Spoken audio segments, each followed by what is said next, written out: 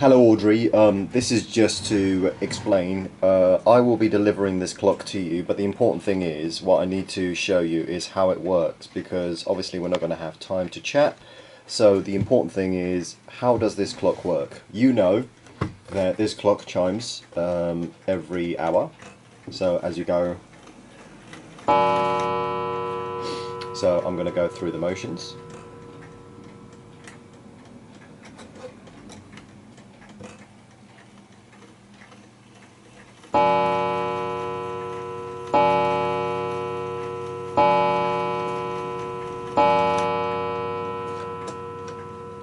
So that's how you set the hour, and then every 30 minutes, and then it should strike 5 o'clock now. So as I go slowly moving the clock forwards, so it's always the hands.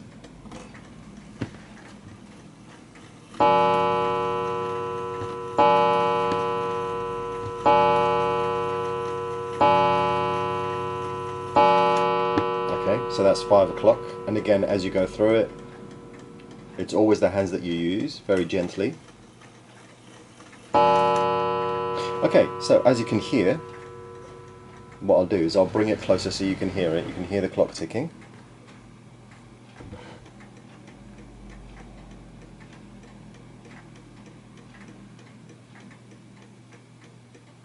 And you'll see from the back here that the clock is ticking.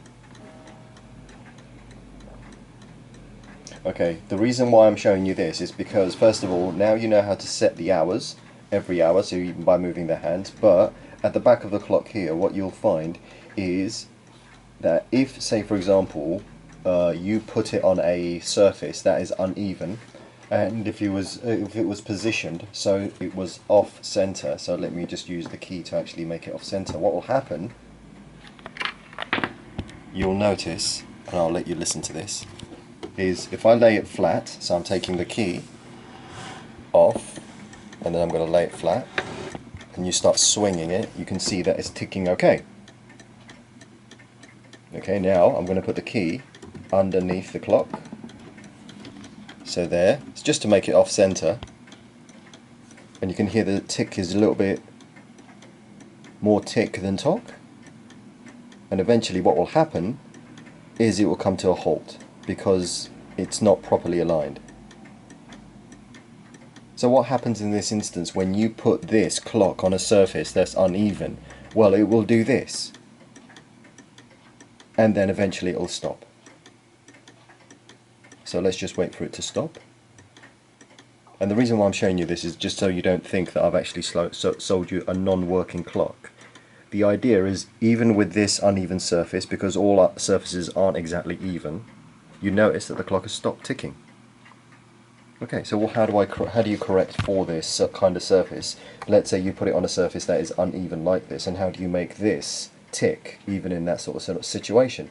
Well, in this top section here, what happens is that you've got what looks like a leg that comes out.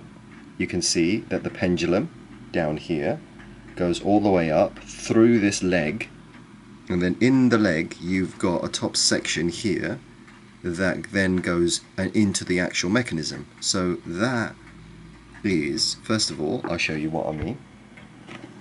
Inside here, I'll see if I can get my hand in there, is you've got a leg right there. That's the leg that comes in. That's the pendulum rod.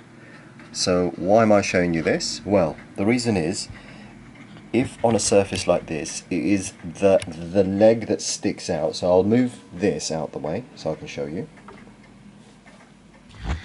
Okay, and that leg there, the L shape that's holding the pendulum, is what's used to find the center of gravity, because you can tell that the surface here is uneven, and then all I need to do is go into this and then push this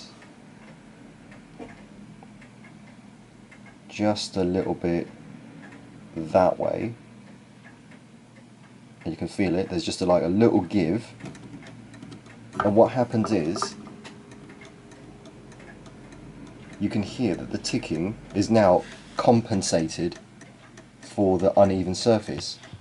And that's what they're used for. Those legs there are traditionally created so that when on an even surface, you can find the center of gravity. And you can tell that that's still a little bit off because you can hear the ticking. And this is what they did in the old days, where you have to actually find the center of gravity for everything. So what I'm going to do is I'm going to make sure that I adjust it again until it produces a perfect tick. So I'm going to, yep, and then a little bit to the left, just so that I know. And this is what I do with clocks. Now you can hear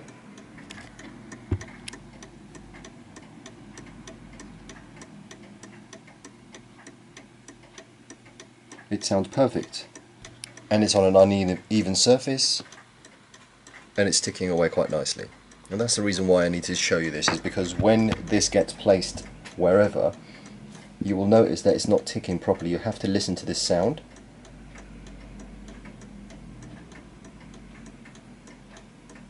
And it's perfect. What I'm going to do is when I take the key away, I'm going to move it so that's actually away from the key and bring it back. You can hear that the tick is now off center.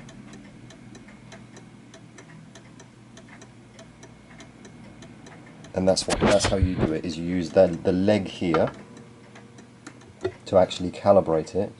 So I'm going to push it back towards the center. Just a little nudge. And you can feel it. That's still a little bit off. Oops. Just make sure it doesn't wobble. Okay, so I need to make sure I find a proper center for it until I hear the proper tick.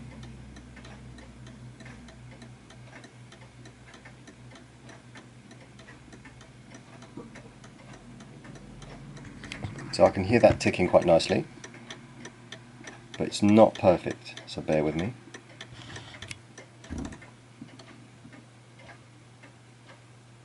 Because you want to hear a proper tick-tock rather than a tick longer than the tock. So now you can hear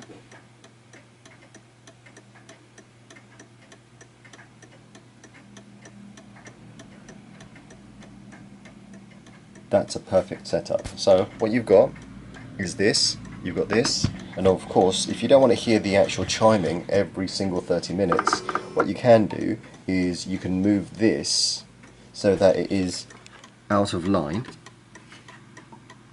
so that the hammer doesn't hit it, whereas here if you push it into line you can hear the hammer hitting. So let me just make sure.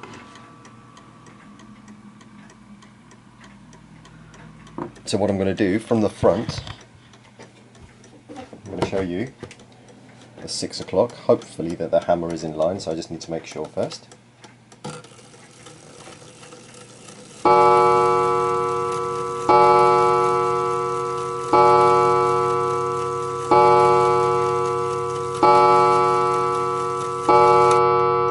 And there you go. And if you don't want to hear the sound, all you have to do is just push this out of the way so you don't hear the hammer, but I'll just leave it in line there, and that's it.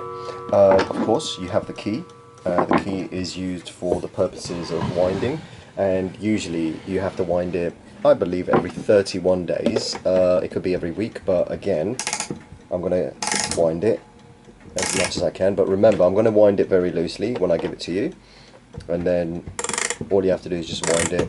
And again, it's a matter of actually knowing not to over wind it, because it will break the spring, but again this is quite a robust system, so it should be fine, so I'm going to go for it.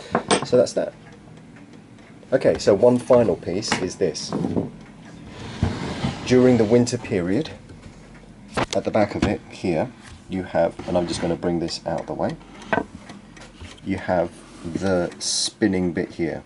Okay, what I would recommend is taking this out, and I'll show you what I mean, is you have got this screw here. What that screw is doing is actually making it go faster and slower depending on what time of the year it is.